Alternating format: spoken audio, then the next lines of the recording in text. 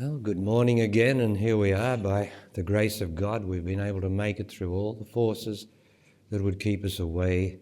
We've been able to make it into this very still and holy place because we don't have any interruptions here of our mind, our emotions, or people's demands on us.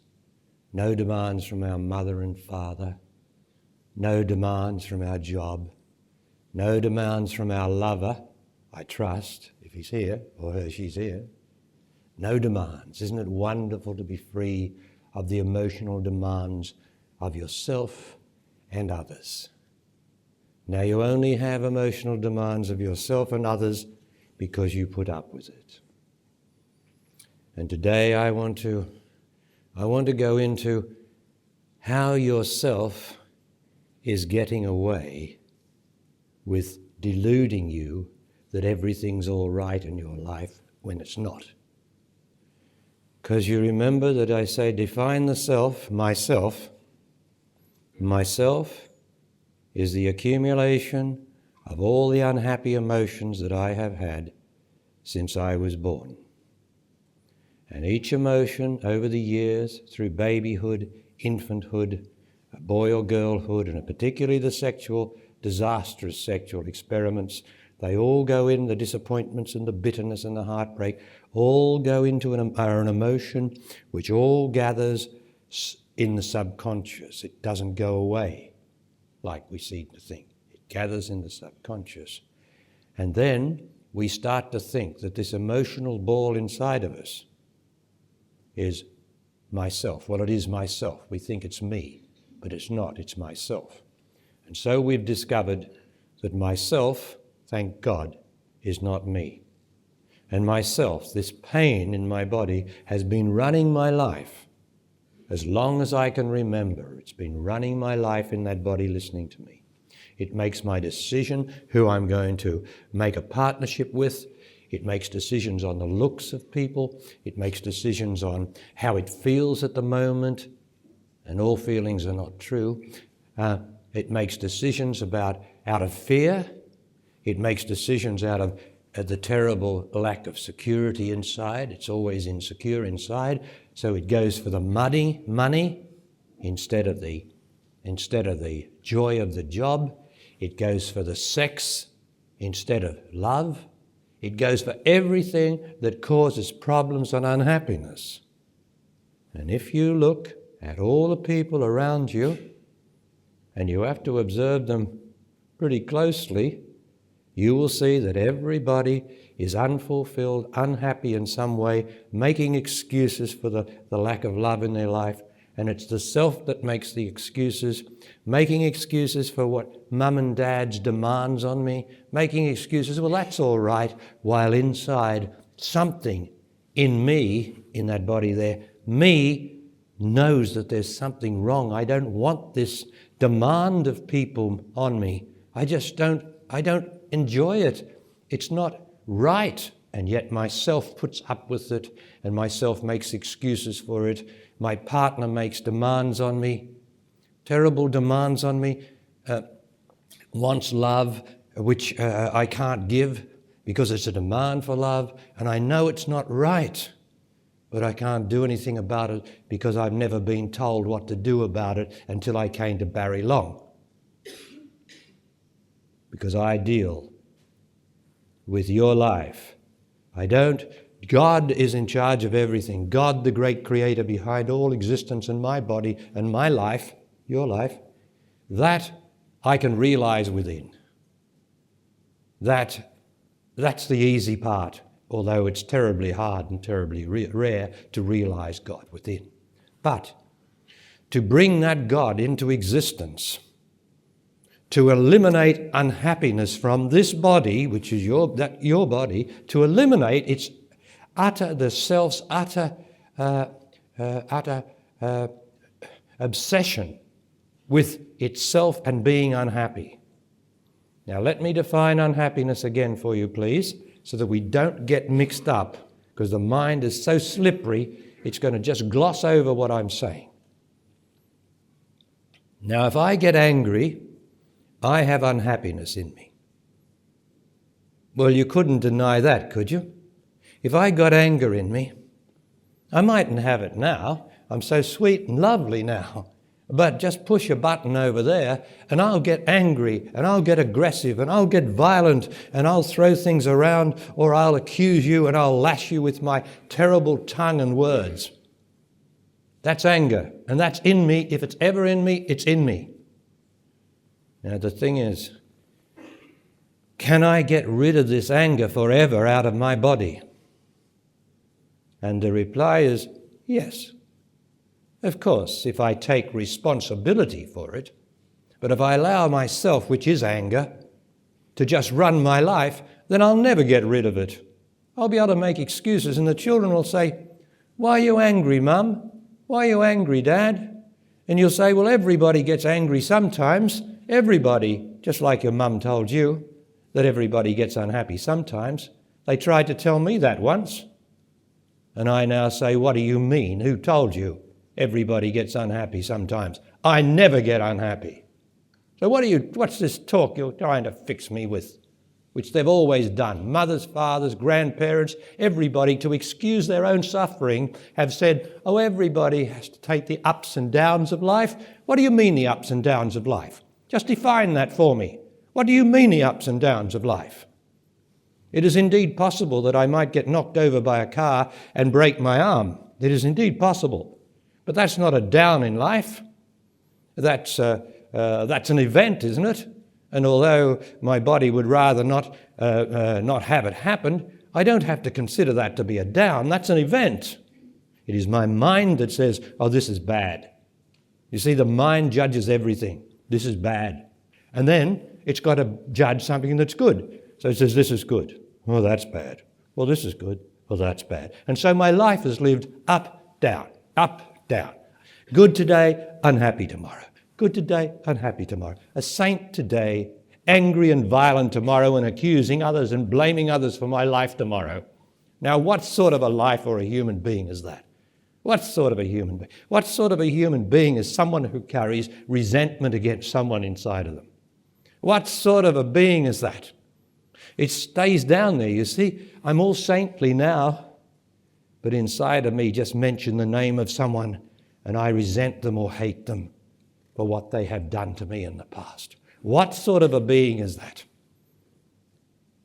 Do you think such a being can really love if he or she says, "Oh, I love you," in those beautiful saintly moments? Don't you know that the monster of resentment is still in her or his body, ready to come up when someone pushes the button and they say, "Oh, I hate that person," or "I dislike that person, and look what he or she did to my life," which is an utter irresponsibility. Nobody ever did anything to my life. It is my life. I'm responsible for it. So how dare I blame or accuse another for what you did to my life? Look how you betrayed me.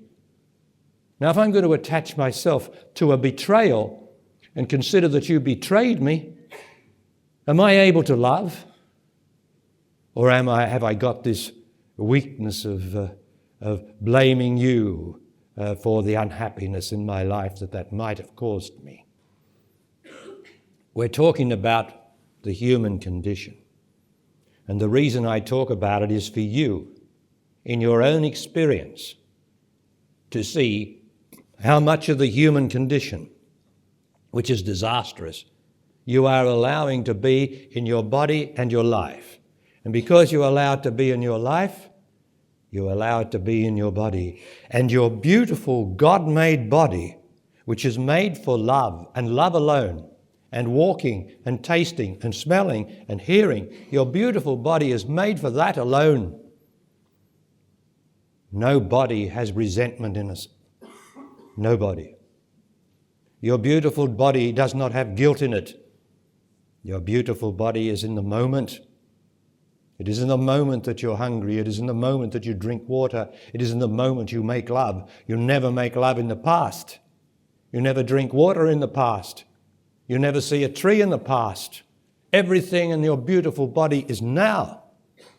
So what is this hideous monster that hides down inside my beautiful body in the subconscious and makes me consider that this is myself? Well, it is myself. But I have not realized that myself is the monster inside of me that says I love you today and argues with you tomorrow. Now, are you getting this dichotomy, this contradiction that we tolerate in our bodies, and everybody does it? I mean, the whole world out there, it doesn't matter where you go, it's in them. The human condition of suffering, of attachment to suffering. I have a right to be angry because he did that to me or she did that to me. Of course I have a right to be angry or I don't want to talk about it because I'm too busy seething down inside my own self. In my subconscious, I'm busy with my emotions going over and over and burning me all the time and making me more resentful and more unhappy, so that when the children come in and say, "Hello, Dad," or "Hello, Mum," I say, "Hello," and I'm too busy with my own stinking self to turn and be loving, because if I say I love them, where is the love gone in that moment? The monster of myself has devoured it. Now, this is what the world does not know until they have come to Barry Long, because all the masters seem to deal with God and heaven and beauty and all those sort of things, or the absolute, trying to find the absolute. Bullshit. You've got to get rid, or you've got to dissolve this terrible monster that's inside of you and was inside of me, because I've done it. That's why I can speak to you with such authority and earnestness and sincerity and truth, because I've done it. Otherwise, do you think I could talk to you like I do?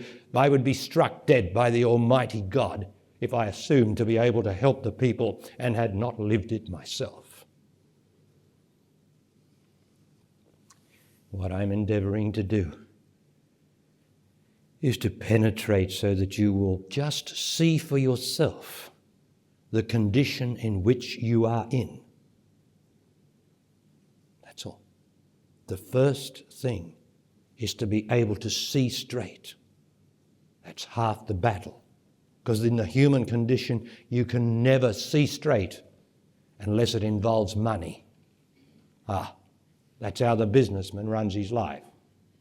He's just as crooked in the mind. His mind is just as circuitous. His mind is just as aimless, except he's got this wonderful concentration of money, profit. So then he straightens his mind out and he works. God is his profit. God is his money. And when you have any sort of God you serve, even if it's the devil, it makes your mind straight on that particular aim at that particular time. But when the businessman gets home, does he love his partner? Or is he too busy with thinking about his money and his plans? Is his mind so focused on that he doesn't know how to love? And the answer is yes. No businessman knows how to love. And the same with the scientist. He's focused on all these atoms and blackboard ideas and silly ideas of the speed of light, which he thinks is the speed of light, and it's not. And he's focused on this, and he comes home from his laboratory where he's been so objective and unemotional. And then he's got to deal with his partner, hasn't he? Whom he hasn't loved, who's getting very uncomfortable because he doesn't love her enough. And she hasn't been to Barry Long, so she doesn't know what to do about it. She's in a terrible mess. And he tries to tell her he loves her. And then she says, "Well, I know we love each other, don't we?" And they both agree, yes, we love each other. Isn't it terrible what's happened to us? Because they're so ignorant, they don't know what's happened to them. They don't know that their own emotions have come between them, that they're living a lie, and not a life of love, but a life of lying to each other. I love you. And nobody tells me they love me. I want to be loved enough, not just loved. And that's the question for each one of you. I know your lover loves you.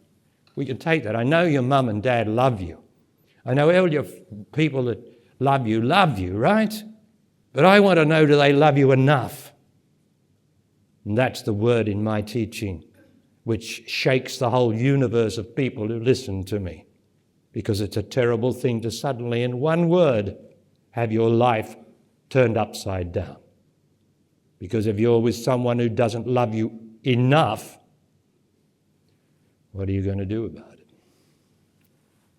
That's going to stay with you. And that is the value, one of the values of being with me. I will not let you drift into this unconsciousness like our mothers and fathers and all the friends of everybody, like the whole human condition is. As far as I'm concerned, if you're in front of me, I will not let you drift into that terrible human condition, which is a lying condition, a compromising condition that says, I love you, and then is violent or angry. And then we come to guilt. It is the human condition that tolerates and thinks I have a right inside my beautiful body to be guilty, to harbour this guilt, to protect it, like having a rat in the house and protecting its nest. And the rat is myself, my guilt. I love this guilt. Oh, what a pleasure it gives me in myself to be guilty. Oh, how pathetic I feel. Oh, how a failure I have been. Oh, it's self-indulgence, you see. Self-indulgence is guilt. There is no guilt in my body. So therefore there's no guilt in your body if you will only take responsibility for your body and not for your guilt and wallow in it. So now we've got a couple of things that are myself. Anger, a dreadful, violent thing. Can't be trusted. Guilt, a thing that you can hide inside and just seethe and yet destroy the beauty of your life and your love through your own narrow looking into your own feelings. And the whole wide world is here that you say sometimes you love, and you're so busy looking into your own narrow, putrid feeling. God, what a way to live. And then you've got self-judgment. The evil of self-judgment, which goes on very quietly inside, doesn't it? Nobody could know, because you can put on a nice personality and you can say everything's all right. How is it? Everything's all right. And yet inside you feel you are a failure. You feel that you're not good enough to be loved. You feel really that nobody really loves you. Or you feel that you're ugly. Yes, all this judgment. I'm a failure, really. Whereas the personalities puts on a nice little front, a lying front. A liar I am. I am a liar with my personality. I'm a liar with it because I cannot be honest through my personality. For personality is always positively directed outwards, hiding myself. How myself likes to hide. So that's only three things. Did you judge yourself this morning that you judged yourself yesterday? This morning, did you think that you're not making any spiritual progress? Something like that. Did you ever feel, oh, I can't do it? Oh, I'll never do it. That's self-judgment. Do you ever feel a failure in love? That you can't really make love? Ever feel that? Self-judgment, you see. All utter lies. Because a self-being, pain, judges itself, and the result is pain. Anything to do with self, any decisions made by myself result in pain. So I love this woman. I love her so much. And we come together with our beautiful bodies on our best behavior, and we say, you are the most beautiful thing I have ever met. The man and the woman say, can this continue forever? And I say, of course it can continue forever, because love continues forever. But myself doesn't have the staying power. So as much as I love her, somehow a word comes out of myself after a few days or a few weeks, which somehow pulls her down. You know, woman, how man pulls you down, undermines you, with a smile on his face too when he says he loves you, but somehow he can't help saying, yes, well, I love you, you know, and yes, you burnt the toast again, didn't you? But, you know, I understand. You did it again, didn't you? You know? Or something else. Oh, you did it again, didn't you? You know, pushing it home. You did it again, didn't you? You did it again, didn't you, next week? You did it again, didn't you? And so the woman, you know, she takes it on. There's no one takes it on more than woman. Because she is pure love. Essentially, she's pure love. And all she wants to be is love. She doesn't want to work in an office at all. She doesn't want to be a computer whiz. She doesn't want to be in the army, killing people. She really doesn't. That's her personality and her conditioning. But all she wants to do is to be loved. And if her love is pulling her down, or you did it again, didn't you? You know, she takes it, and gradually every time it's done, there's a little bit of doubt comes into her of whether she's good enough. And so the two bodies that were so close together, this doubt that comes into her, something comes between them because she feels that her love does not love her really, because he has put doubt into her. Is this true, woman, or am I making it up? You know, is this the human condition? Yeah. And the woman does something to the man. She gets emotional. And he can't find out what she's emotional about. And then she accuses him or blames him or something. And the two bodies that were once so close together, sleeping together, they come apart. And they don't know what's happened between them. It's because of the lie they're living. No one's being honest in the relationship. No one's saying, the woman is not saying, how dare you say you love me and keep repeating that sort of words to me? How dare you do that to me? Now you grow up, little boy, or I'm going to leave you. You're not big enough for me. Now that's a real woman dealing with a little boy who wants to pull her down, undermine her, so that he can get a bit more power over her and get his way, whatever that might be. Now, man, we got to stop that, because that's the human condition of man, to undermine woman as much as he can, very subtly, with a smile on his face, jokingly. Anyway, you've got to be aware, man, every time you do it until you stop it. Much better to say how beautiful you are. Much better to put my arms around her if I live with her and love her and tell her I love her. Much better, is it not? Than to subtly let the self. It's not the man or the woman, it's the self that you've got inside your body that destroys everything that's good. The better it gets, the more the self will try to destroy it. Your own self, not someone else. Your own self, because it's made of pain. And anywhere where there is harmony or sweetness in a relationship or in your own body, the self comes up, tries to get into it. And as soon as the self, which is pain, gets into a painless situation, the situation that was painless becomes somehow or other pain. Now that's clear enough, isn't it? And isn't it clear enough in your own experience what the human condition is? And that's all I'm here for, is to make you, with your intelligence, to see what you are trapped in and what you allow to go on in your bodies and your relationships. That's all. That's all I'm here for you to see it. For if you don't see it, it doesn't matter how much enlightened I am or God realized I am, it doesn't make any difference to you. You have to see it.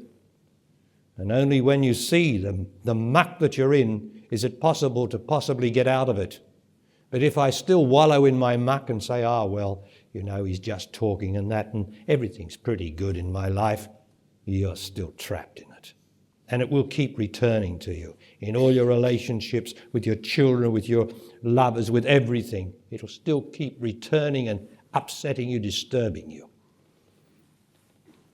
So what I'm endeavouring to do is get the people who come to me to take responsibility for their life and to take responsibility for their self by not allowing myself to ruin my beautiful life.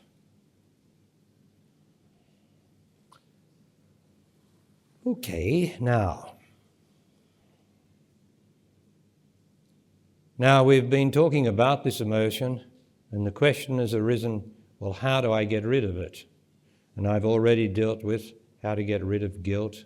That's by not thinking about it. You know? If you want to get rid of anything, you don't think about them. If you want to get rid of a previous lover who just left you, easy. Don't think about him or her. Are you hearing me, please? Am I making it up? If you think about anything, you give it life. And that's what we do. Isn't worry thinking about something and bringing it back? Worry, worry, worry, worry, because I thought about the matter, the subject, the disturbance. Say I didn't think about my disturbances, what would happen? I wouldn't have any. I would just have the difficulties in front of me that I have to overcome, and I overcome them in the moment by being practical and doing my best. Difficulties I cannot avoid. But problems I certainly can avoid. I have no need of problems, and I should discourage my children from ever saying the word problem. Say difficulty, my son or daughter, and then we can look at it and see if the bridge is blown up and we've got to get across there within half an hour. That's the difficulty. It's not a problem. Because if you make a problem of something, you look through your emotions. You then say, oh, I've got to be there at 12 o'clock. Now what will happen? And then we start imagining what's happening over the other side. Oh, they're going to leave me. I'm going to miss out on the job. Oh, speculation. Instead of looking at what are we going to do to get across the bridge? That's the sensible thing to do. But we love to speculate about all the problems and the negativity. We love to say how bad it's going to be, how terrible it's going to be. For me, but not for me, for myself. We never can be practical. And we're so impractical in love that you can see everybody's love life is in a terrible mess because we're utterly impractical in love. We rely on our mind to solve all our difficulties in love instead of using our love and our intelligence to solve it.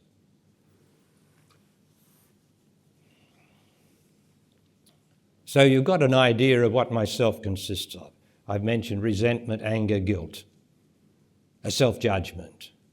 And now there's about 10 others that we all know about that escape me just for now. Moodiness. Oh, I get up in the morning and I feel so crook. That's to use an Australianism. I feel so crook. Well, I feel so dense, so unalive, so melancholy. And there's no life in me because I've got a mood here. And then I stumble downstairs or into the room where the family is, and everybody knows that there's a dark shadow has just come into the room. And nobody dare say the wrong word because old Moody's here again. Last night, after a few whiskies, she was so full of verve and joy, and you'd think that you'd love to be with him or her forever. And here today, what have we got here? Who wants to be with this black cloud? That's the human condition, and that's emotion. That's myself, which I have indulged, and therefore it keeps coming back to me. And then any sort of emotion that I have in my body is myself. And it will get me to make wrong decisions. It will lead me into thoughts that will cause me unhappiness. It will do everything, this self of mine. Until such times as I dissolve myself sufficiently to align myself with me. Now, for the few people who are new here, there are only two things in my body, and whenever I use I use your body. I'm talking about your body. And if I'm talking about I'm talking about I and you, right? There's only two things in my body. There is myself, which I've just described to you in great detail in your own experience, so you know what it is. And there is me. So there's myself, and there's me. Me is what I call the sweetest and dearest and most intimate place inside my body. I never call anyone else me, and I never have, and I never will.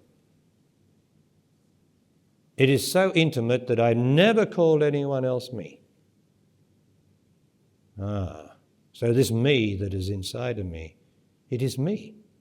It is more real than myself, which is always causing trouble on the top. But me is very silent. You know, it's there now.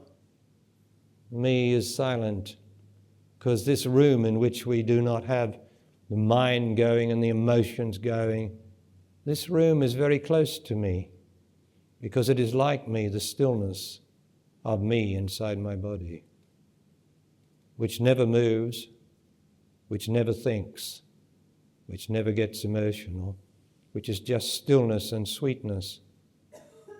It is me that is behind my living existence inside my body. And myself is always going around, rushing around, liking this, not liking that, wanting that, not wanting that. And that's all going on the surface, on top of me. And so me just waits there for my intelligence to come back to me, please. But me does nothing, for it knows that yourself is going to cause you so much pain eventually that you will say, for God's sake, what is it all about? Please help me. And a slight intimation is likely to come from inside your body. I am here. You have left me. You have been so busy getting emotional and wanting and trying and competing. You have left me. I am always here. I am your love. I am your rightness. I am your truth. But I do not act like yourself. I'm just here forever and ever. That's the difference. And yourself can't stay the same for 24 hours. It's not reliable, but I'm always here. So that's me. And I've got myself. Now there's only the two. And as I reduce myself, and you know what myself is, all that negativity and that thinking and worrying, as I reduce it, and I'll be telling you how to identify it in your own life more and to reduce it, as I reduce myself, I align it with me. Now let me show you what myself does and why it's so ignorant.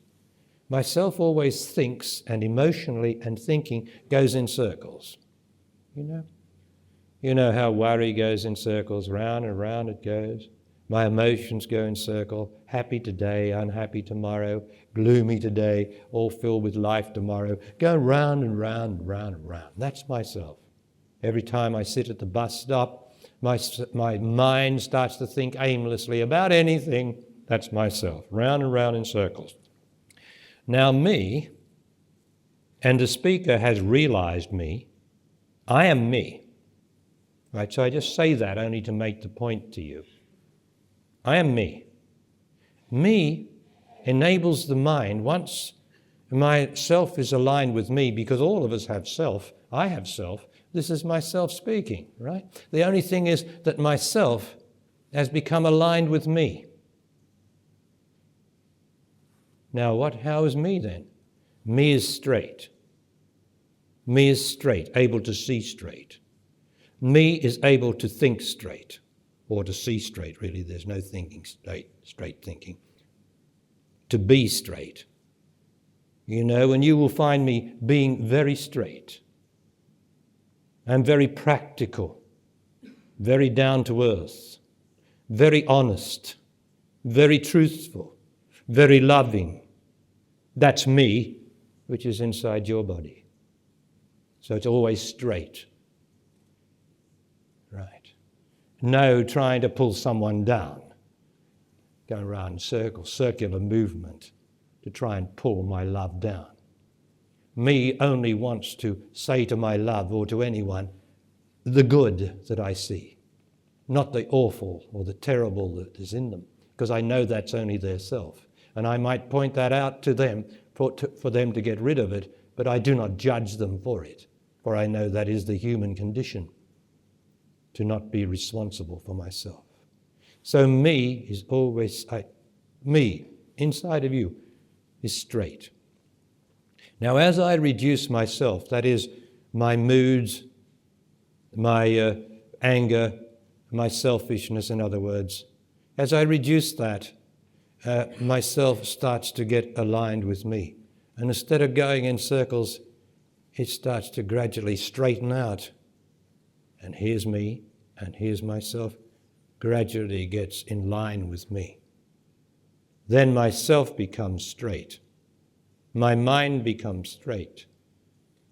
My mind or my intelligence is in charge of my emotions so that they are not active and do not take over my beautiful body and my life.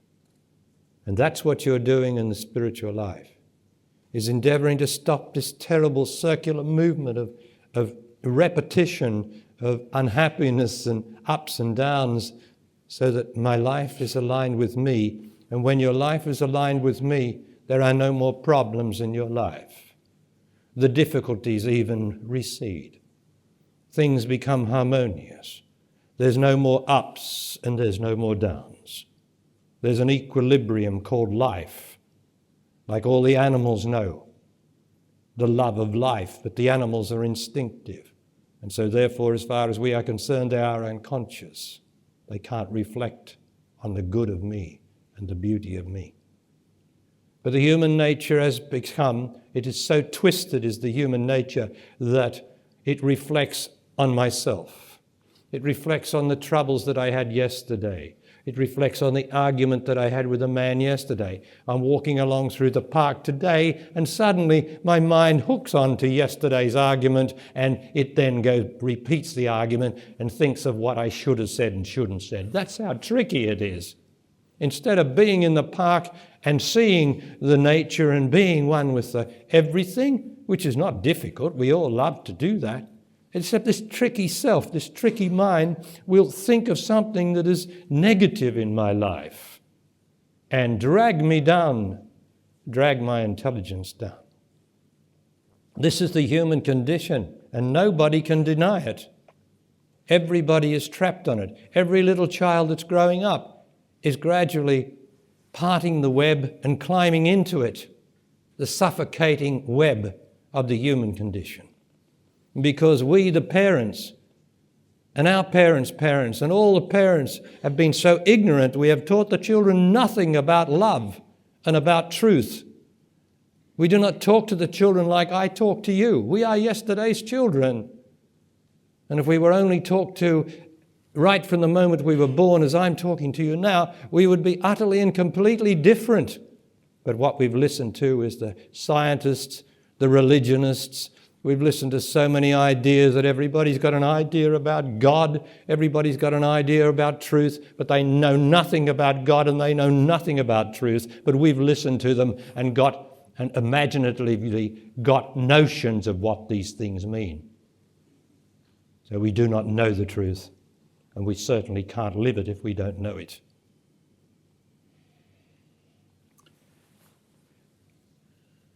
So, what you're endeavoring to do in the spiritual life is to align yourself with me. When you do, you start to get the knowledge that I'm thinking straighter, I'm looking straighter. I've got a new authority in my life. There are certain things that I have to attend to, but I know that things are better. And also my external life has got better.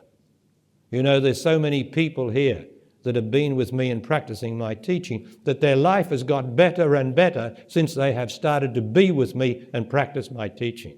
Would you like to put your hand up if that's happened to you? Well, if you're new here, could you have a look at that show of hands, please? Thank you very much. Now, we're talking about people whose lives have actually got better. They're not fools, you know. In public, they will put their hands up and say, my life is better than it used to be.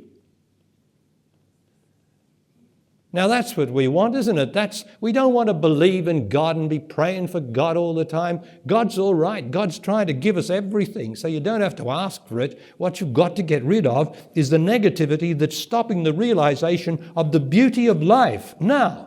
Because the beauty of life is nothing more than God. But the negativity says, but. Every positive statement that I make to you, your mind is likely to say, but. Because that's how you get negative. Oh, I love you. Yes, do you love me? Oh, I love you so much. But. Oh, yes, yeah. But. So that's what you're endeavouring to do in the spiritual life. Now, as I said to the lady yesterday, you have to realize, because you are here, you have to realize, if you can, that the spiritual life is all-embracive. You can't have your job over there and say to me, well, I'm endeavouring to live your teaching and I'm endeavouring to live the spiritual life. And you can't have your job over there separate from your spiritual life. Because any difficulties you've got in your job are put there by your spiritual life. But we intend to live our spiritual life here. You know, we come here to the seminars and yes, we come here. And then we go to our job and the spiritual life disappears. Or we get into with our partner and we have a nice discussion and everything, but we don't make love anymore. But we think that that's the spiritual life. Well, the spiritual life is always making love with life or making love with what I love. Even if I'm not physically doing that, I'm in love. And so you've got a difficult job. Well, you've only got a difficult job because you haven't faced yourself in that direction. You're not doing what pleases you. You're not doing what you enjoy. And you're not thinking straight. So your job becomes a problem. And partnership, same with partnership. Your partnership becomes a problem because you're not loving. You're saying you're loving, but your actions don't show that you're loving. And that causes the same problem. You're not enjoying it really. You're making do. You're afraid to get out of it. You're afraid to make a new start, that's a normal human condition. So it becomes like your job, out of balance. And then there's your friends or whatever it is, and there's problems with this one or that one. And so this is not regarded as my spiritual life in most cases. But to live the spiritual life that I'm talking about, which is really the whole life, I have to put all these things and say, well, this is the spiritual life, is it? Yeah, that's a really hard one that's been put on me. That's pretty difficult. And there's an old saying that I've always remembered since when I, the Spirit, for I am the Spirit, started to enter Barry Long 30-odd years ago, there was a lovely saying that I saw which said, because I had to go through it as I got rid of my stinking, unreliable self, as the spirit that I am pushed it out of my body, pushed it out. And it was very, very painful while that was done, while I was coming into Barry Long's body. Very painful to get rid of yourself. There was a saying that used to comfort me, because we always need a good saying when you're in the midst of the suffering or the difficulties of the spiritual life. It's very good to have a good saying said by people who have been through it, like the old prophets in the Old Testament. We don't want to hear about any Bible bashers in the Old Testament being the truth. The Old Testament's not the truth. There's so much bullshit in it that it's very difficult to find the truth in it, except the statements of the prophets that mean something. And one of them was, the shadow that you feel is but the outstretched hand of God, of life, because life has put that shadow on you. And the human condition is about struggling up out of this terrible human condition into the place of harmony and rightness, which of course is me inside your body. The shadow that you feel is but the outstretched hand of life, or God, which is just above you and guiding everything. Because in the spiritual life, if you look back on your spiritual life, if you look back, all those who raise their hands, if they look back on the miracle that brought them to my teaching, they will see that they were guided to my teaching by an extraordinary sequence of events that weaved its way through all these circumstances and difficulties, but relentlessly and remorselessly led them to the place where suddenly they came to somewhere where somebody speaks the truth for a change. And that's a wonderful miracle, to be able to look back on your life and see, yes, there is something guiding my life. Despite everything else, it gets to here. Right.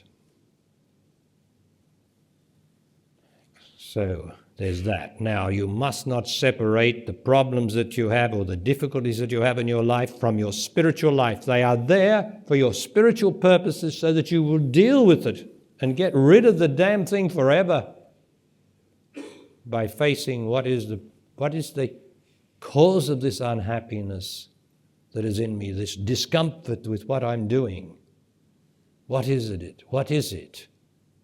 And for that, you've got to have a straight mind that's able to see through your own personal emotions and likes and dislikes to get to the cause of the problem instead of just seeing the effects.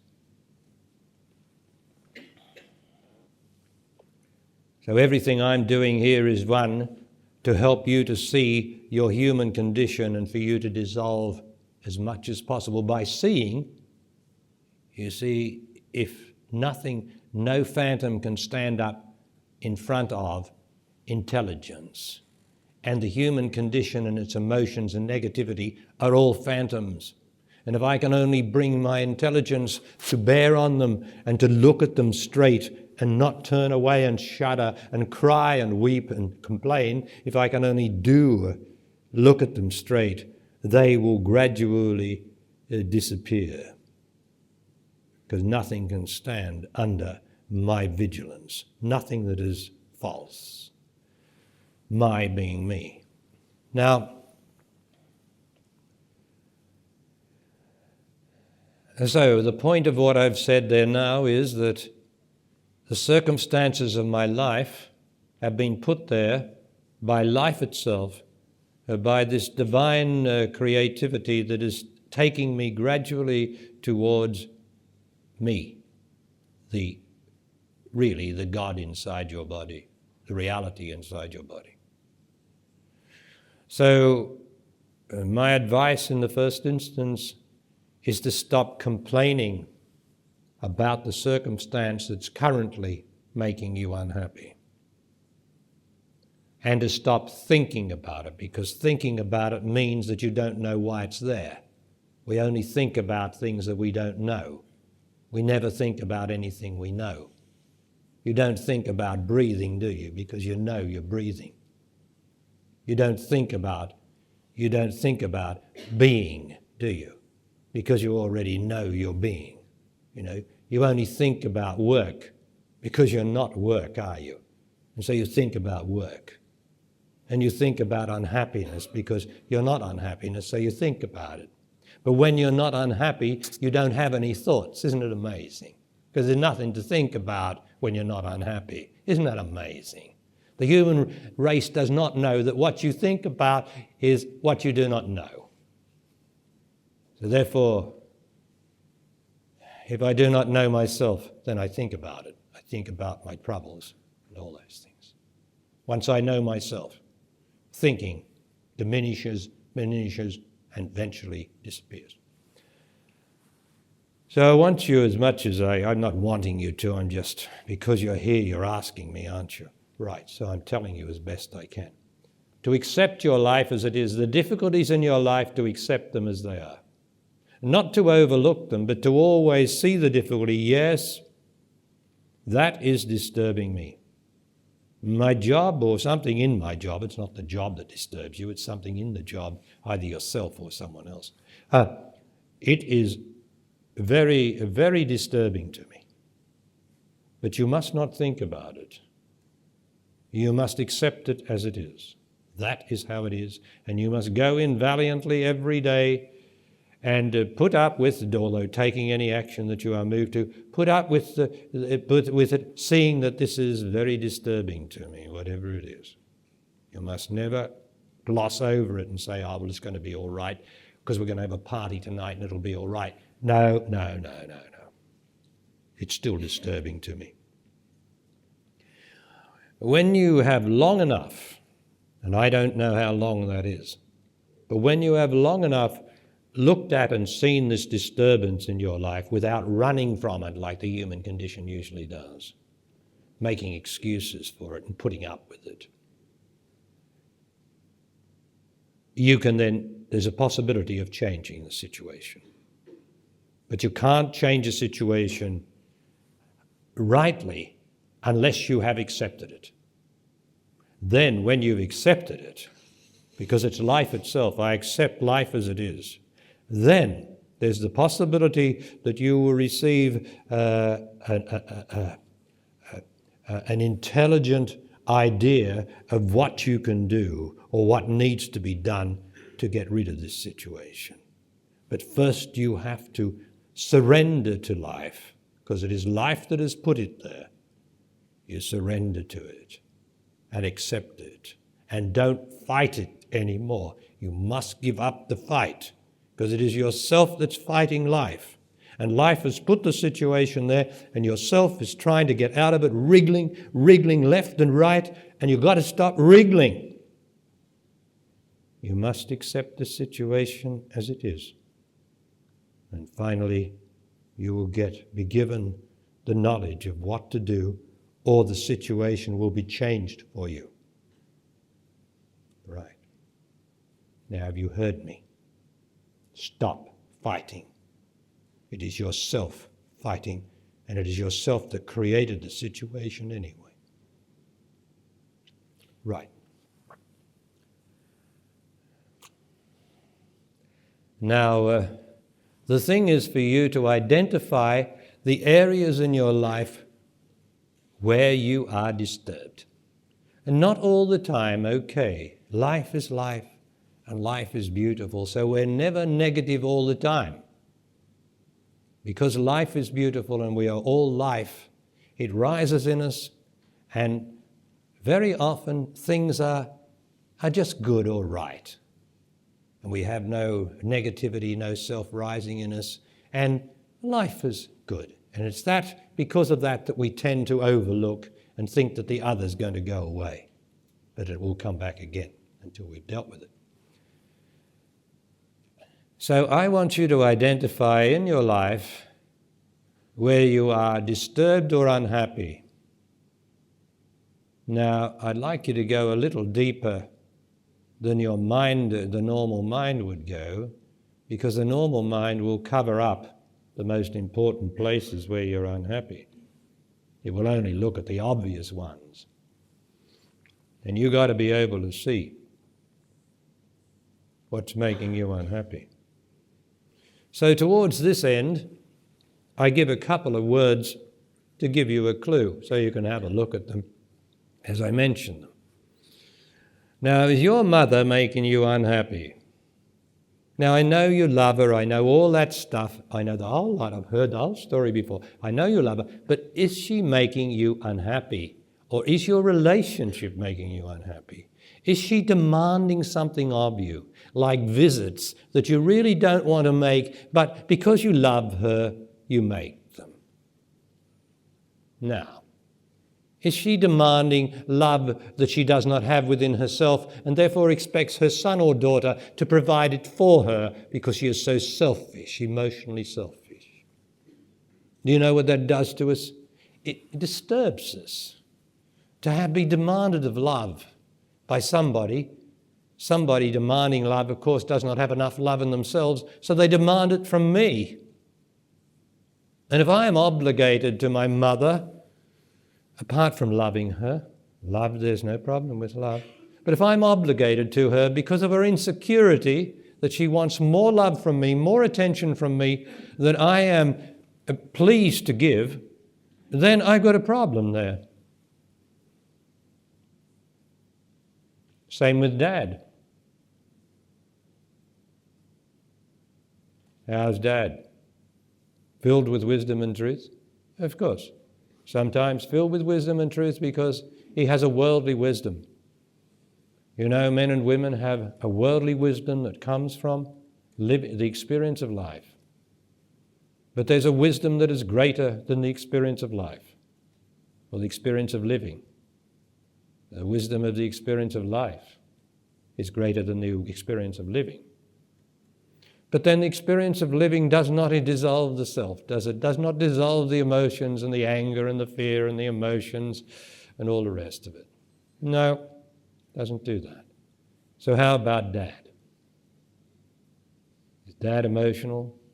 For instance, could you go home and tell Dad or Mum that you have been with me, that you have heard a great truth about being unhappy, and that you're endeavouring to get rid of the unhappiness in your body, although you don't expect anyone else to?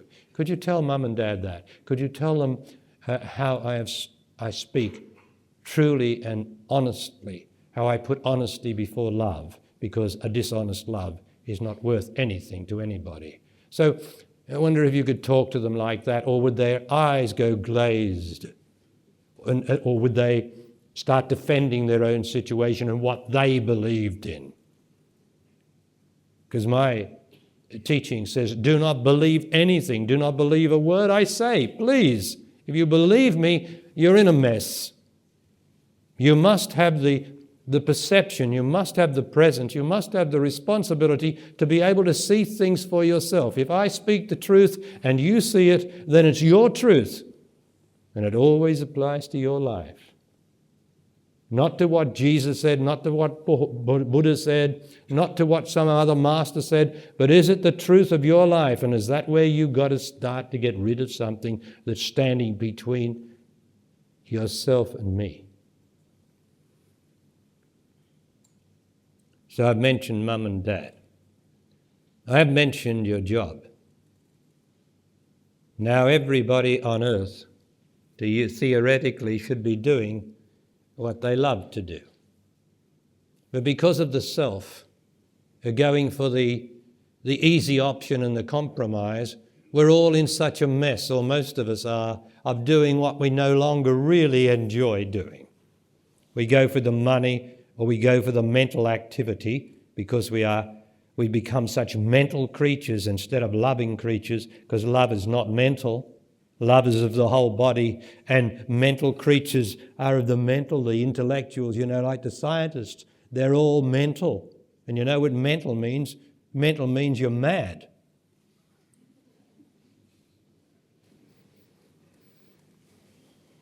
And because love is the only thing that counts for you.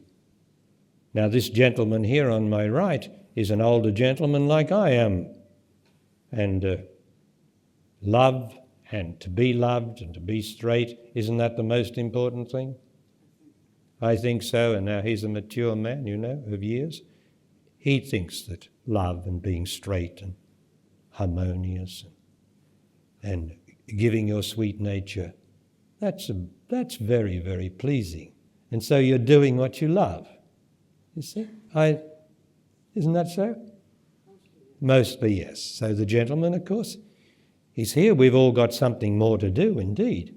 But we start to get the idea that this is a life to be lived enjoying it and not competing and making it hard for me, my life. As you've got older, you've given up more and more all this tremendous competition and trying and wanting. Your spring has run down like mine. We all start with this tremendously tight spring as we're born, and that's right. And we've got to drive into existence, and we've got to compete, and we've got to make our ways and everything, and we've got to get there, and it's the drive of ourself and the drive of what we have put into the psyche, what our parents and everybody before us, the whole human race, has put into the psyche. More and more discontent, more and more need to compete, more and more need for me to win, me to win, me to win. We put that in the psyche, just inside us. Everything we do here goes into the psyche, which is psychic, so it can't be seen. But the job of the psyche is always to bring whatever's inside it into existence. So as we pour whatever we're thinking about, competition, everything, negativity into the psyche, what happens? The psyche gives it back to us, what we've put in there. And so we get more negativity, more activity, more drive, more competition, more I must win, and more mental concentration rather than the focus and being of love as my whole body.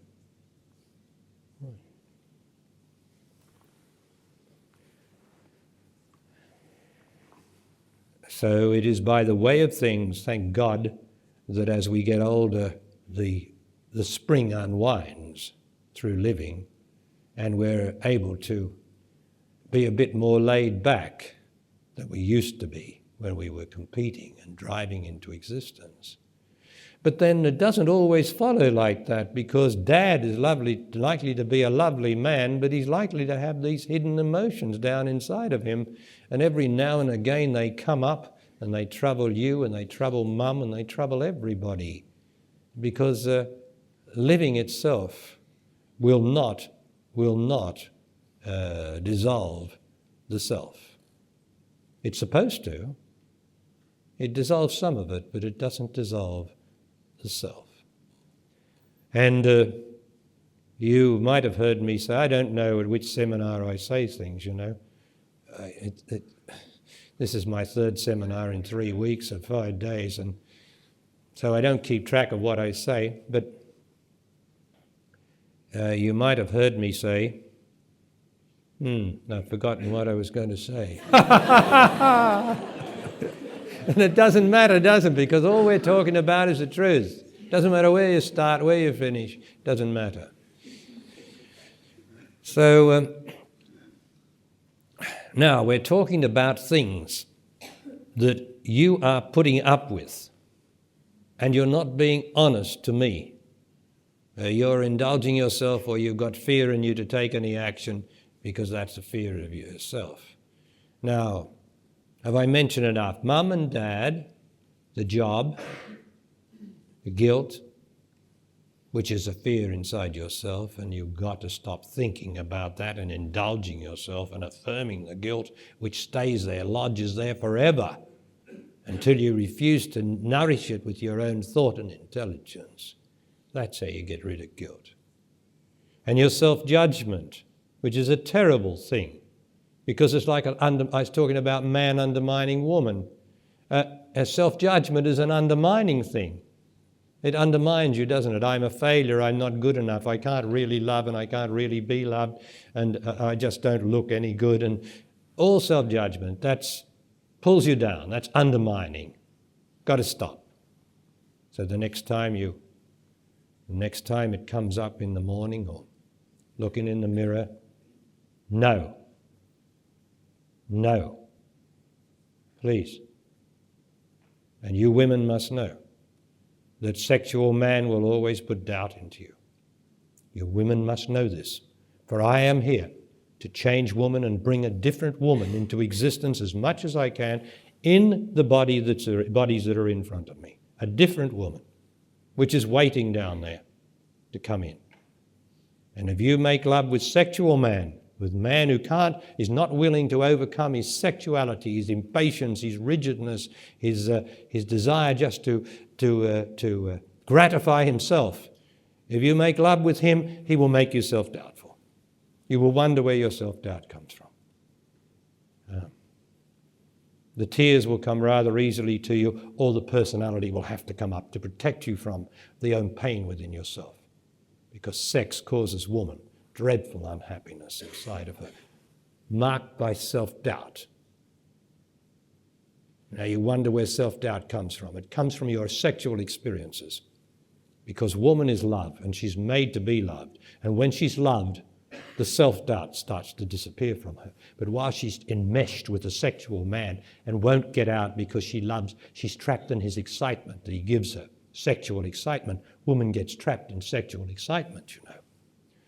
She really wants love, but the power of man's ability to excite her sexually on her clitoris, on anything else, or to get her to please him, he stimulates her into the same excitement that he's having to make her want to please him. She gets trapped in the sexual attachment to that. They both get lost in sex and excitement. Boom, okay, that ends, that's over for now, and then the payment comes on to the woman later, when she knows that she's not loved and she despises this excitement in her, and yet she can't resist it because he's got her enmeshed in it.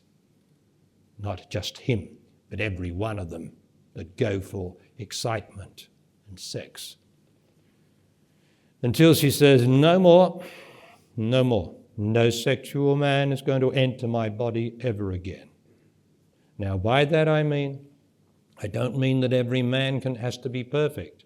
I mean that in the moment, and I mean he must show you that he loves being with you first, because I'm pretty old-fashioned in my teaching. It hasn't changed. And it will never change even after I'm dead, that the man must woo you. He must show you that he loves to be with you first. Not that every man wants to be inside your vagina. Don't worry about that. You could walk down the street and they'd all hop in if they could, except that some of them are so fearful they wouldn't even be able to do that. So fearful of love and their own performance. But every man wants your vagina. You got it, woman? Every man. So you can't believe any man just in the moment, in a day or a week or even a month. You can't believe him. He might wait like the spider for a month and then get you. So you got to know, you got to be very perceptive, because you're the guardian of love. Really, woman, you are the thing that man wants most on this earth. Only he doesn't realize that. He thinks he wants to have some money and something else, and then every now and again, of course, he realizes that he wants you, and he comes at you with a great erected penis that really wants you, you know. And when that's gone down, he's busy with his boats or his business or his computers, and you wonder, well, where's this gone, you know? Yeah, well, that's not every man, because every man in my teaching is endeavoring to be a man, and that's endeavoring to overcome the normal sexual, which is a selfish drive in him, and to love the woman, to love her. And she knows that he's loving her more and more, so it doesn't matter about the residual sexuality in him, which he's willing to give up more and more, and she's willing to accommodate him. So I'm not asking woman to look for some saint. There's no such thing as saints, but she must know whether the man is willing to love her and to get rid of his sexuality so that he can be a man of love and truth. So often people are in a situation, in a partnership, which is causing them unhappiness. You might be in a partnership for 10 years. The chances of you still being loving are negligible unless you've made a dramatic change somewhere along the line. Because in the human condition, our emotions start to come between us and our relationship starts to become stale. We don't have the same contact between our physical bodies because our self has come between us. We've got self-consideration on both sides has come between us. And so often that requires you, like I'm asking you now, to look at your relationship and see if it's healthy. Healthy means holy, you know. if there's a truth in it, if there's truth in it, because the truth that I speak, that man and woman come together by the ordination of God or life that made man and woman. They come together to enjoy being together, not to argue, not to discuss things, but just to enjoy being together. Now, where I come from, as soon as I do not enjoy being with you, woman, or you do not enjoy being with me, a woman with man, as soon as that happens, one of us has got to step in and be intelligent and say, why am I not enjoying being with you? Or what am I doing to you that is stopping you from enjoying me now? What am I doing or not doing? So, and then that leads to what I call an intelligent conversation, where we've got to find out, are we prepared, the two of us, to give up our stand and position? Because that's what's come between us. We've both got positions which we're not prepared to give up. That's what's come between us, emotional positions. And are we both prepared to do that, or am I going to leave you? Eventually it comes down to that. Am I going to leave you, or are we going to make a change in this stalemate that we've actually got? But unless you face up to something that is devastating, the mind will get away with things. The mind and emotions will make everything okay until you get that devastating moment where the person that you've lived with for 7 years and whom you love and you've got so conveniently used to says, if we don't do this, I'm going to leave you. Oh, God. Yeah, certainly brings people to their senses, or should do. And then, if they leave, you've got an opportunity to find a new love, or a new love to come to you that may, and by the way of things usually, if you don't plunge in, is better for you and works more easily for you. So anyway, we're coming back to what is it in your life? Are you being honest, please? For anywhere that you've got an emotional disturbance, that you get something in your tummy every now and again about that situation, that is where you are unhappy. Now, it could be with two people who are endeavouring to live the truth, that there are still things that make one or the other disturb one or the other. But that doesn't matter, because in their honesty, they'll be addressing it. And we can't dissolve ourselves overnight. But the idea of partnership is for one or the other to be able to help the other by asking the right question, that see that they are doing their best. Because if we leave it to ourselves, it'll always say, I'm doing my best. Well, I never believe any self that says I'm doing my best. But the person who loves you, they will know whether you're doing your best. And the woman might say, well, yeah, sure, he's still got sex in him and that, but he's doing his best and he's giving it up, and he hasn't got that much anywhere near what he had when we first started to come together. And I love him. And I love him for the nobility he's showing as he endeavours to give it up all the time. His impatience, his talking too much, what men do, to pass the time away. Instead of making love or being loved. Yes, so I'm asking you to look, why I'm hovering on this question, is I'm asking you here while we're hovered, how is it in your love life? Is he doing his best? Is she doing her best? Then that's okay. But is there something else disturbing you? Is it not right? Okay. And that, remember, goes for mum and dad, or anyone making emotional demands on you. But while you give in to emotional demands, there is not enough love in the entire world to fulfill emotional demands. You could do all you could. You could, as a noble man or noble woman, endeavour to satisfy the emotional demand of someone, but it wouldn't matter what you did. You could cut your throat in front of them. It wouldn't help at all, you know?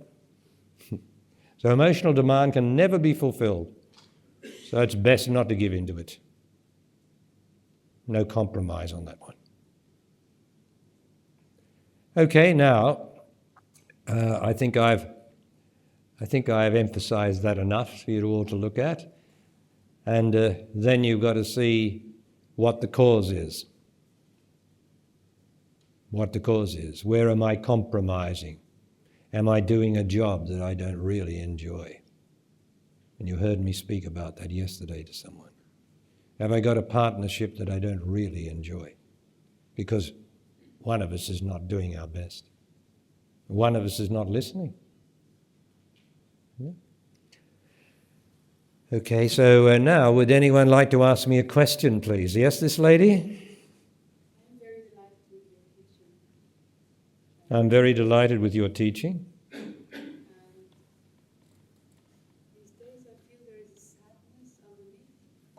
These days I feel there is a sadness underneath.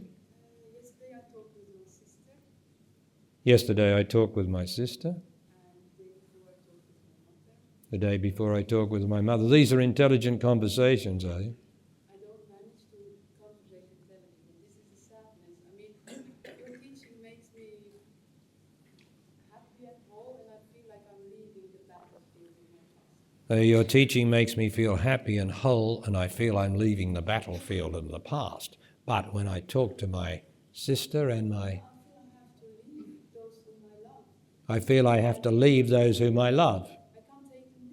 I can't take them with me. That is true. You could take them with you if they wanted to come. They don't want to come. And I feel almost responsible. What is my responsibility? What can I do? I feel almost responsible for them because I want them to come with me, but they don't want to come. What can I do? You have to leave them where they're happy. They're happy where they are. And if you tried to take them with you as an effort, they would be more unhappy. But if they could only hear what you're saying, then they would say, well, I like the sound of that. Can you tell me some more about it? And then they would be coming with you, even if they live 50 miles away. Doesn't make any difference. They're coming with you. Every time you speak on the phone, they want to know a little more. How's it going? What should I do? So they're coming with you. But people don't want to come. And people don't want to come where we're going, where this teaching takes you. And it is true, and it's unfortunate in a way. We have to leave them behind because they're happy where they are. Even though they're unhappy, they enjoy being ignorant and unhappy.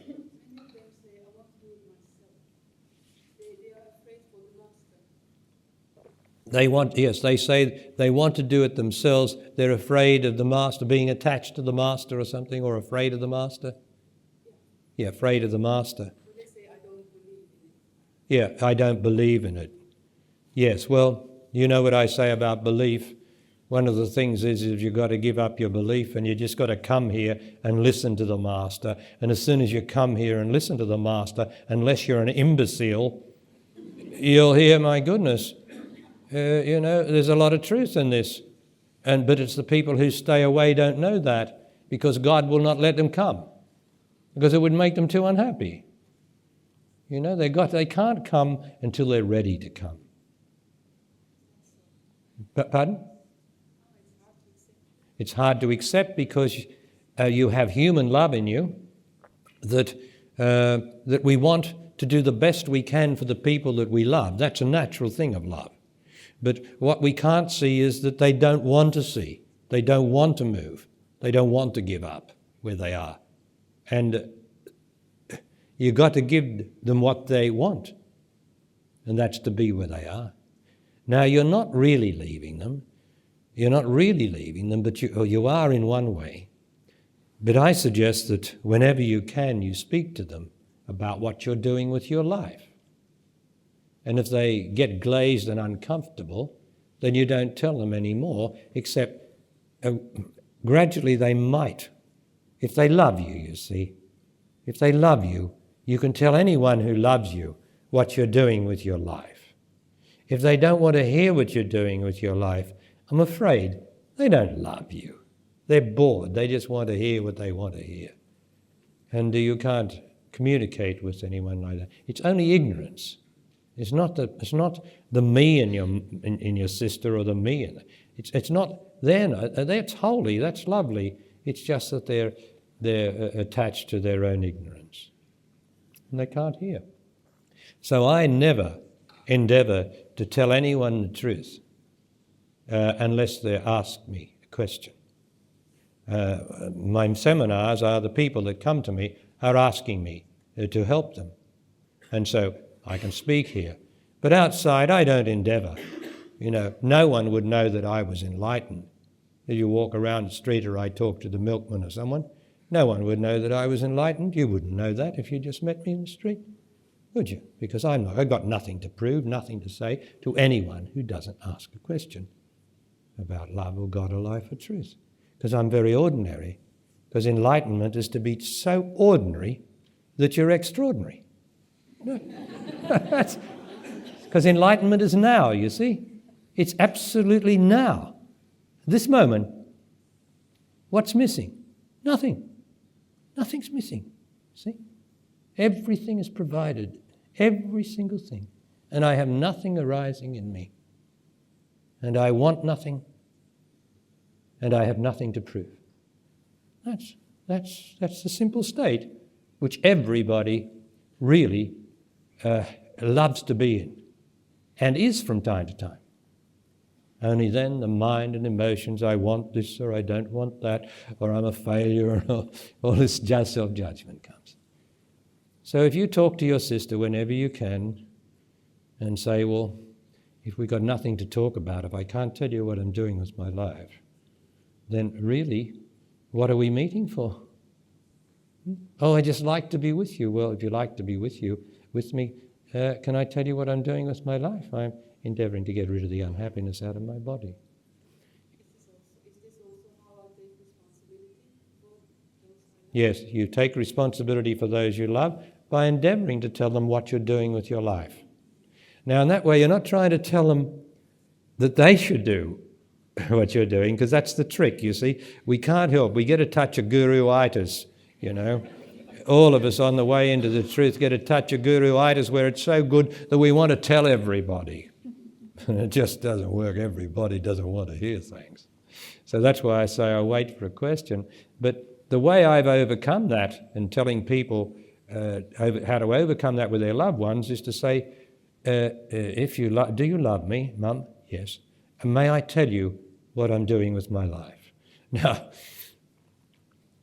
anyone who loves you will listen. And you could say, well, I've found a truth inside of me where I'm endeavouring to get rid of, I've discovered the unhappiness in me and I'm endeavouring to get rid of it. And that's a full-time job, and I've got a lot of it still in me, but I'm making progress. It's amazing. And I'm not trying to get anyone else to do it, it's just for me. Now that's an intelligent statement, isn't it? And gradually your sister might get round to asking you a question. I mean, how can she believe something that she doesn't know? I mean, it's incredible. Still, she'll come to me one day. Everybody comes to me one day, especially when they lose the one they love the most. For I am always waiting. I am always there. And it's a terrible thing in the human condition that when I lose everything, I am closest to God or me.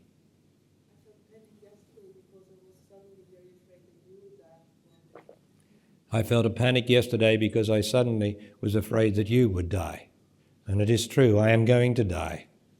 And I'm going to die, just like the ones that you love, the children and everything, because everything dies in this existence, and we have to know that. But I shall never die in you, the woman asking these questions. I shall always live in you. Always. Now that's without any image or anything. There's no image of me I am me, which is the truth in you, and I will always be there because you love me. Is that true? Do you love me? You love the truth I am. So all of you, so many of you here, love the truth I am. You really love the truth I am. I can never die. I will die into you because you love me. For we always die into that or those who love me. For that's the mystery of death, which nobody can explain. So if you love the truth I am, then that truth, will die into you. So you will never have to fear or mourn me, because I am always inside of you. Thank you. Now, someone else had a question, please? Yes, this lady here, I'll come to you. Is it Paul? No, what's your name? The gentleman? Tisha. Yeah. Yes, this lady?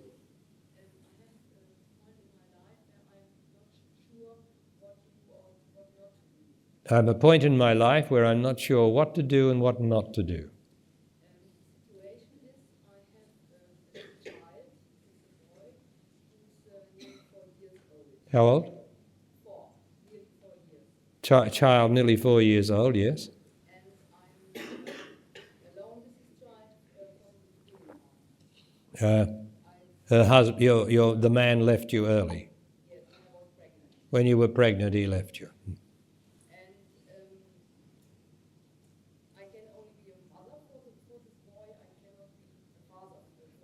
I can only be a mother for this boy. I cannot be a father for him. Pardon? This is in general. Yeah, that's right. Yeah. And in particular, normally I would not have any reason to contact the father again. Normally I wouldn't have any reason to contact the father again. There is no contact. There is no contact. The boy is asking for the father. The boy is asking for the father. The boy is asking for the father, and I'm not sure what to do. Well, I don't know, and I cannot know the whole situation, but is the father interested in the boy? He didn't want the child. He didn't want to take responsibility for though he's not interested. So all he's likely to do, and I couldn't predict this, but he is on the evidence, all he's likely to do is to rebuff the boy's request to see him or to be with him. And that would disturb the boy even more if he showed a lack of love towards him or recognition. So I would tell the boy, you see, at that age they don't usually sustain a question for long. So, and I'm not omnipotent in this, I can't tell you what or what not to do, but that's how it seems to me that the father is not interested, and he might destroy the boy's love of the father. When the boy's older, he could go and find the father if he wanted to. He could do something about it, but at this stage, I would tell the boy, I want to tell you the story of life. I want to tell you a little about life, and you've got to make, and life is that there's a mummy and there's a man and a woman, and they love one another, and the result is a little boy like you comes out of the mummy's body, and sometimes people can't stay together.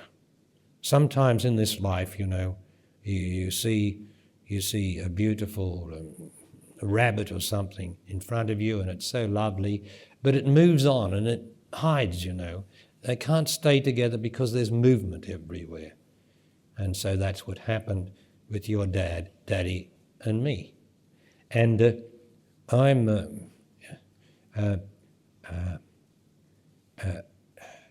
but I want you to know that there is a love. There is a love. Well, I don't know, because I haven't got the boy in front of me.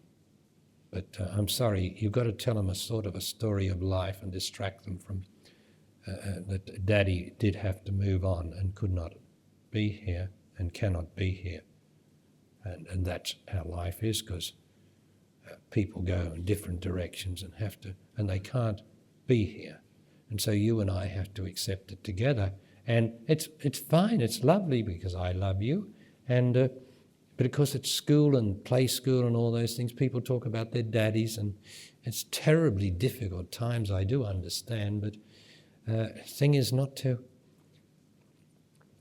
excite him about his dad, but just as much as possible bring the whole of life into it, and he might ask again sometime, and then you'll have to talk again about that. But I wouldn't like to disappoint the boy by getting the father who says, no, I don't want to be with you, I don't want to see him.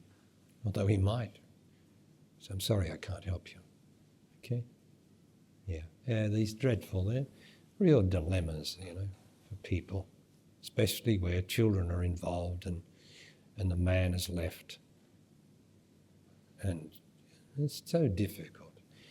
Anyway, yes, Tusha?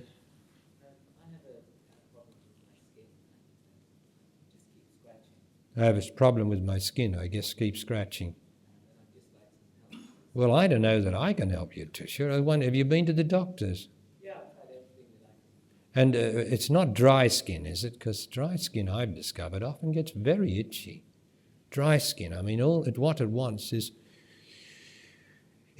some, Vaseline or something to get onto it, because dry skin does get itchy. Well, I can tell you that because I've discovered it. And I found that a Vaseline cream or something does it. And I noticed that the ladies frequently, rub cream over their bodies, and I suspect that they don't suffer from dry skin itch as much as men do. But at any rate, have you tried that? Well, I can't. It just seems clear to me that it's a problem in my life. Most of these things are a problem in my life, but you see, if we look at the face, and that's where the problem is, and we looked at life, we would have to say, well, you're black, and there would be a terrible pressure on you all the time, on the black people in the white communities. There's a terrible pressure on them, and because they feel deep inside that they're odd man out because the way people look at them or something else or avoid them. And the face, you see, might be reacting to that. Now, that's how it is in this society, but that's what could possibly be the cause of that, talking symbolically. So, but you're man enough, and you've been with me long enough. You are what you are. And endeavour to get rid of any of that anxiety in you. Do you have that anxiety in you, do you think? I think so. I think every black person in a white community just has it. I don't see how you could possibly avoid it. The looks of judgment or anything, or you're different or something like that. It's a terrible thing. And that's another trick of,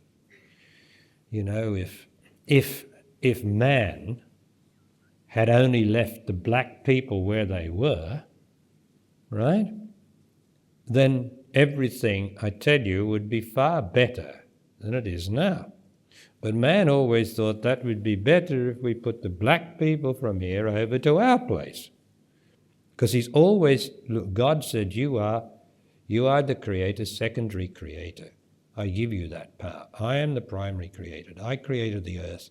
And now I give you the power to create a world of your own on my earth. And so man said, great, right. So, but he started to see, now that thing should not be there. That would be better over here. Instead of leaving it where God put it, he thought it would be better. And of course that became a foul up, because everything that man does has a negative foul up. And damn it all, you are what you are. You are me. And more that you can just relate to that and know that I love you and I love your truth. I love what you are. And you just stay with that as much as you can, because I am the living truth and I love you. And that's the truth. That's the truth, nothing else. And I know you're man enough to be that, because I know you. So, sorry I haven't got any other advice for you. Okay then. Yes, this lady here in the stripe. Yeah, I was raised Christian or Catholic actually, and last year I was introduced into I was raised as a Christian and a Catholic, and last year I was introduced to Buddhism and practices chanting, yes. This here, the chanting was new to your experience, and then you came here. I was introduced to your teaching this year, and where was that? With your drumming teacher. African drums teacher introduced you to my books or tapes or something.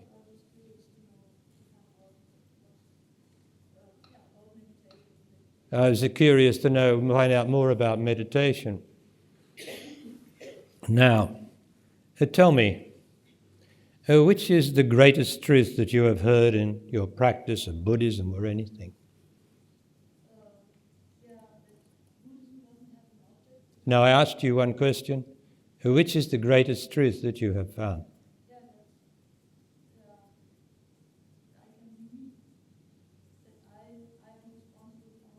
And where did you learn that? Pardon?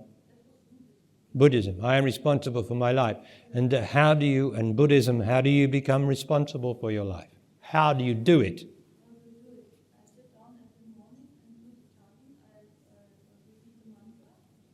I sit down every morning and do the chanting and repeat the mantra.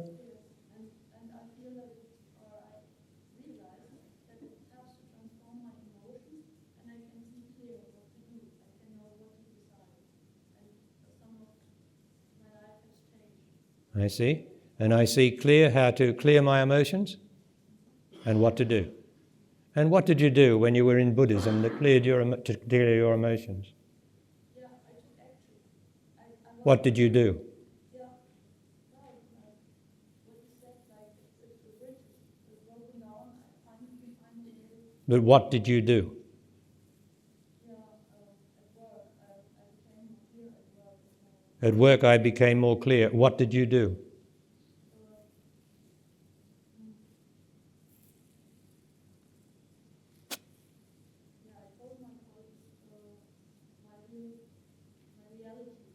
I told my colleagues my reality, yes. Not trying to make something up by my personality. Not trying to make something up by my personality. And in that, Buddhism served you. Right? Oh, and there's no doubt about that, because that's the evidence here. So what are you doing here if Buddhism is so real for you? Yeah, I don't have that much experience with it, and it's sort of maybe perhaps interweave with your teaching. So this is the problem right now. Yeah, well, if you try to interweave any other teaching with my teaching, you will become confused. And it does not work. Yeah, but I found if I do the chanting first, it's easier for me to meditate, to come to me. Well, that's the trouble with chanting. If I do the chanting first, I find it's easier to meditate and to come into me. Now, chanting is a self-indulgence. It pleases the mind and the emotions. It gives it something to do. So is the mantra. They all give something to do to the self, and the self always wants something to do. It dislikes just sitting and doing nothing. It absolutely dislikes that. So what they introduce is bells and chanting and mantras, which don't mean anything to you really, because a mantra is of an Eastern language, and Eastern language is a translation. It doesn't mean anything to you whatever. You would be better if you'd realized love or truth or God or death, to go around chanting death, death, love, love, God, God. Something that's meaningful to you, not some foreign omnisati something else. Now, it's not meaningful to you, it's just an indulgence of the self, and it's a rhythm. It's like listening to music, you know, you go into the dentist or you go into anywhere and they've always got this background of music going on. Oh, all this, very, very faint music. It's a lulling of the self into a quietude, which then allows you to go deeper into your being. But the thing is, without the chanting, without the music, eventually you can't do it. You've got to have the chant.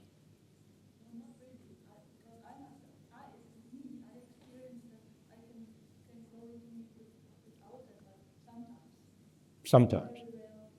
Well, it's a bit like giving up cigarettes and having a smoke sometimes, isn't it? Though you should give it up altogether. That's what I say, but the Buddhist wouldn't agree with me.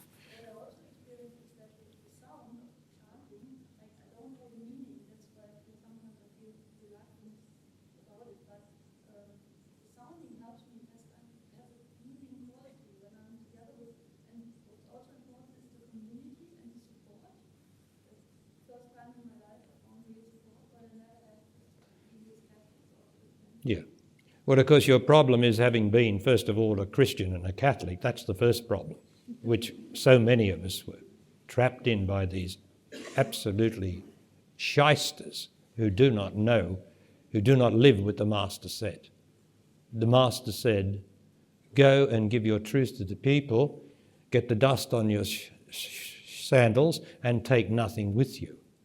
And they take jewels on their fingers, big hats, golden coats, and the Master wouldn't even know. If they walked past him, he'd say, God, what's that? Because the Master's a simple man. The Master's a simple man. And I don't know about, everything serves a purpose, and if you find that Buddhism has served you, then that is good and right. All I can do is tell you the truth, because this is the highest truth on earth, I say, but Buddhism would say it was. But nobody wears an orange robe here. Nobody cuts their hair. For me, nobody does anything. Nobody chants. Nobody plays music. You just face yourself with me. And there's only yourself you have to get rid of, and that's all that the Buddha realized as he looked into his own self. And there he found, first of all, the most terrible thing that was his impediment to God. There appeared Mara, his own sexuality. Because Mara is supposed to be something out there, but really it's your own sexuality.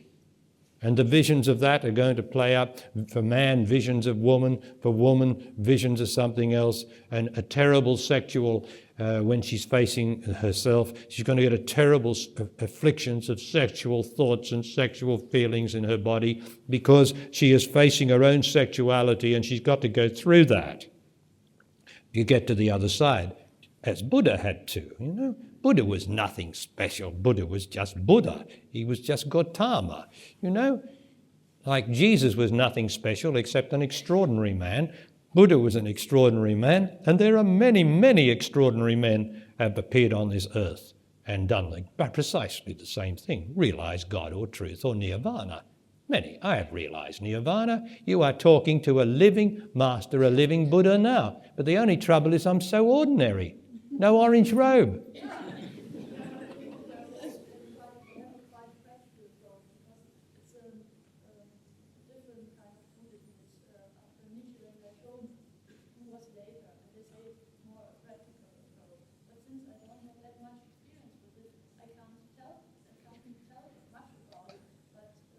Okay, that's all right. Look, really, you don't need experience to find God.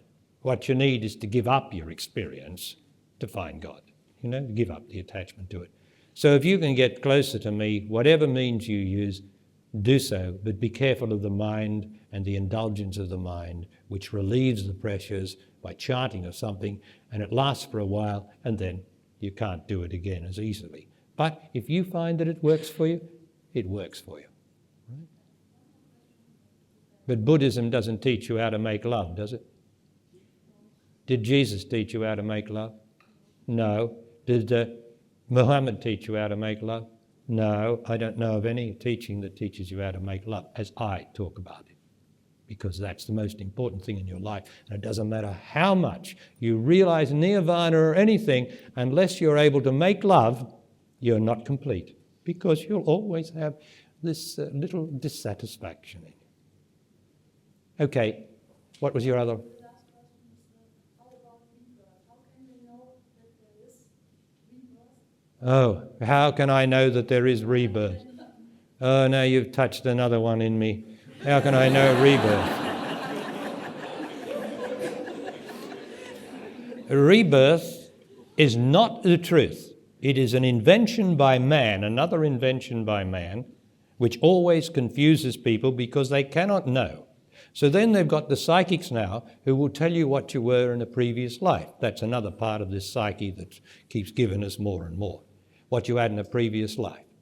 Now, why do I want to know what I was in a previous life? Why do I want to know? If she told me I was Jesus Christ, what difference would that make to me here now? Nothing. It's just a mind entertainment by her and by me, right? Rebirth. No such thing. There is previous people. There's previous life. But there's no my previous life. I've never had a previous life and I never will. This is my life. But there have been previous lives lived by Napoleon, lived by the man down the street, the baker there, the baker there. This is all the human condition extending right back to the beginning of time, many, many lives. And how can I be sure which is mine when my does not exist? My is an illusion. Persons are illusions. There is only life lived in various bodies. So how can I be sure of my life? It's just a sheer egoism. And about rebirth, well, the rebirth that I'm concerned with most is the rebirth or recurrence of anger. That concerns me. Gloom, melancholy, moods, resentment, guilt, self-judgment. That's rebirth that concerns me. And because that keeps me and the people from God. But to be interested in rebirth is just a distraction of a man-made doctrine that is not the truth where I come from. For I have no past. And the sooner that you can come to the place where you truly have no past, you've got a historical self indeed. That can never be denied if someone says, well, when you're born, you've got to go into your historical self. But as for me, I am not reborn. And I even make it clearer for everybody. With the Buddhists and all that, it's such a lot of old bullshit that unfortunately clutters up people's minds, worrying about rebirth and recurrence and all the rest of it, instead of worrying about or being concerned with the truth, which is to discover the mystery, the wonder, the magnificence of me that can never be explained. Only the impediments to that state, the barriers can be explained. But the me behind it is so impossible to describe that I must describe the things that are in the way of that. Because me is nothing to speak of. It is absolutely pure and beautiful and forever and everlasting, and yet I could not describe it with any other words but magnificent beauty, wonder, God, love, truth, wonder, forever, I love you, gratitude, wonder. Not one negative word, you'll notice. There is not one negative word for me. I am too incredible, too impossible to ever be branded with a negativity. Now that's what's inside of you. That's inside of you. But your mind, which is utterly unreliable, keeps trying to name things, and it always names the negative. What will you think about when you go outside into the world? What will you think about first? Well, you'll endeavour to hold what we've got. You'll endeavour to hold that. But you'll soon be thinking about the negative, about the troubles in your life, about the problems that you've got. The mind will soon think about that. Whereas here, even if I ask you what troubles you have with your mum or your dad or that, you don't attach to it. You look at it intelligently. But out there, the mind is not intelligent because nobody out there is intelligent. And so you gradually absorb the osmosis of ignorance that comes into you. And you've got to fight it to stay present because there's such ignorance out there. Nobody speaks the truth. They just pour rubbish after rubbish towards you, and to stay centered is so difficult. At any rate, just to finish this off for the new people, the only thing, and I'm going to tell you the truth, the only thing that reincarnates is ignorance. In this planet, only ignorance reincarnates.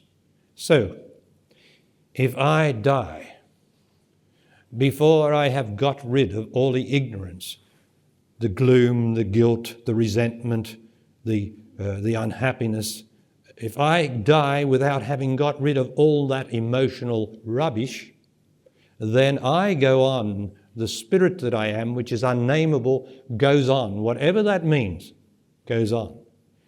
And what I leave behind is this load, this terrible burden of unhappiness, and it, to use a model, it surrounds the earth. And as everybody has died most times without being free, except for a very few, of this burden, so that they've dissolved it through their life, they've dissolved all the negativity in their body, so that when the body dies, they go on and leave nothing behind. Whereas everybody else who dies leaves some of their putrid self behind. Now that stays round the earth, as it were, and the new generations, anybody that's born, has to take on behalf of us, some of that negativity to see if they can eliminate it, like you had to take on that negativity, like I did, to see if I could eliminate it for the good of the whole. Not talking about my stinking selfish self, but for the good of the whole, whatever the whole is. And that's the spiritual life. And so what reincarnates, as you'll see, just have a look around you, for goodness sakes. What reincarnates is violence, sex, which is getting worse and worse and worse. Sex takes over the world. Violence, resentment, hatred, muggings and everything, cruelty to each other. That is what reincarnates, and we all get a load of it to deal with.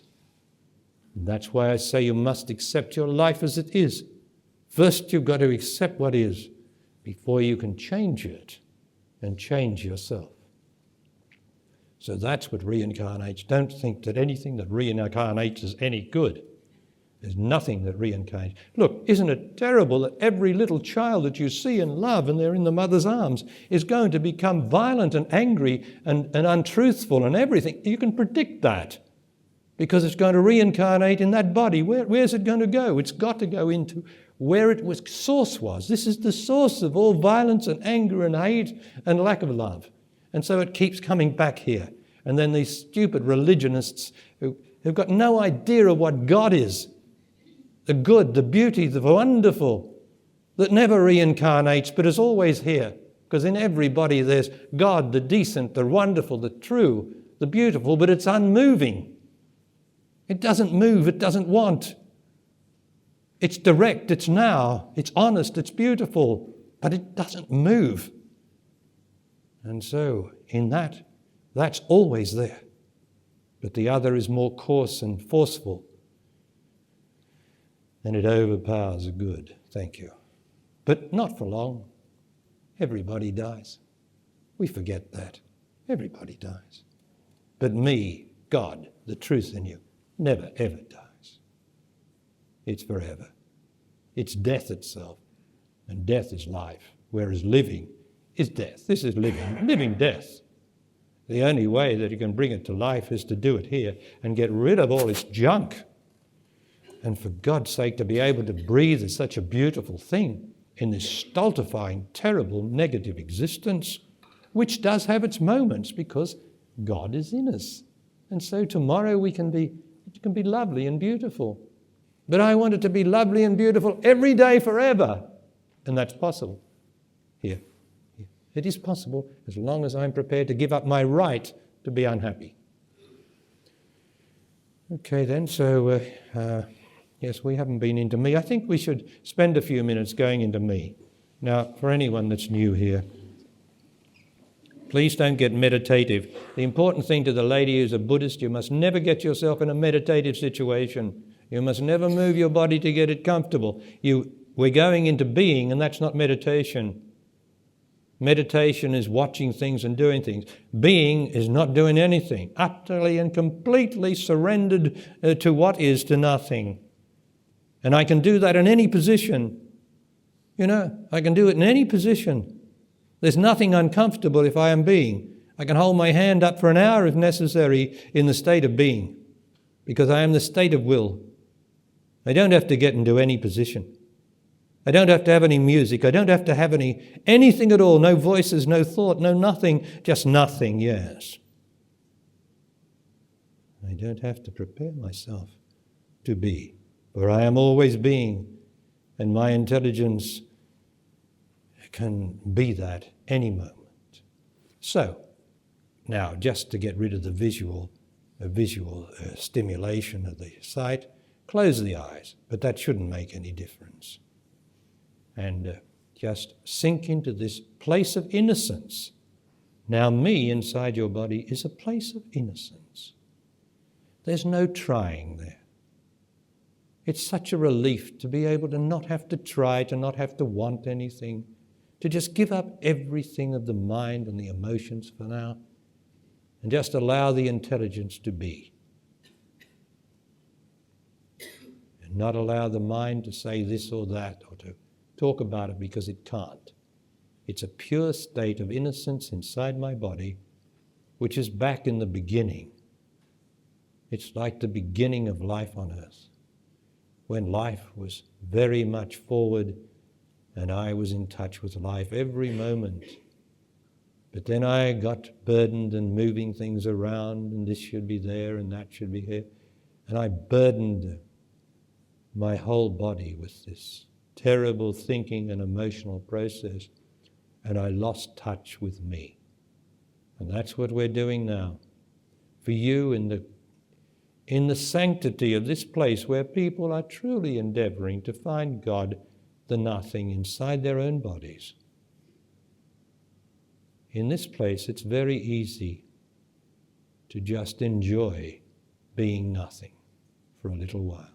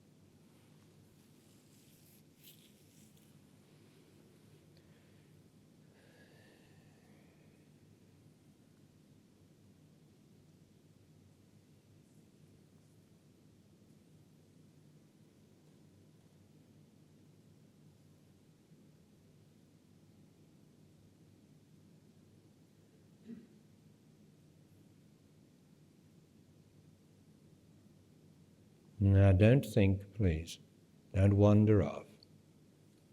You are focusing your intelligence so that it becomes merged with this place of stillness and silence in your body, which is me. And any thought just takes your intelligence away from me. This is the beginning of God. This is the beginning of truth. This is the beginning of nirvana, which the Buddha is supposed to have realized. This is the beginning of nothing. This is the beginning of the void, which is pregnant with wonder, but is nothing.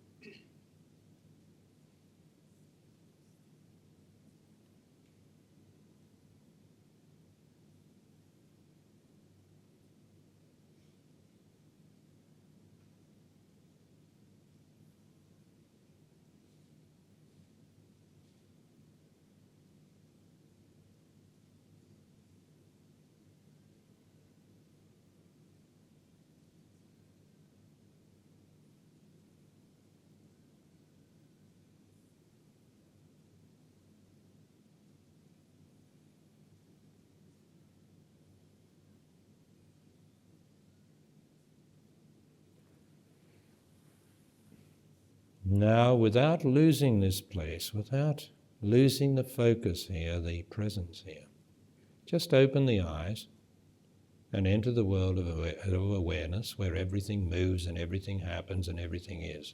Whereas in the world of consciousness, where we have just been, nothing moves, nothing happens, all is quiet, all is still, all is very peaceful and most enjoyable. So there's the two worlds, and they, as long as I don't have any thought or emotions in between them, they intermesh perfectly, so I can enjoy this life made by God. I will not be troubled by the world made by man, and I will be in touch with the Most High, the most beautiful place that is inside my body, which is my being, called me. Okay, ladies, what are the arrangements now, please? Please, Neil. Back at 3 o'clock, lunch at 12:30. Huh? Good, okay. And thank you all for being here.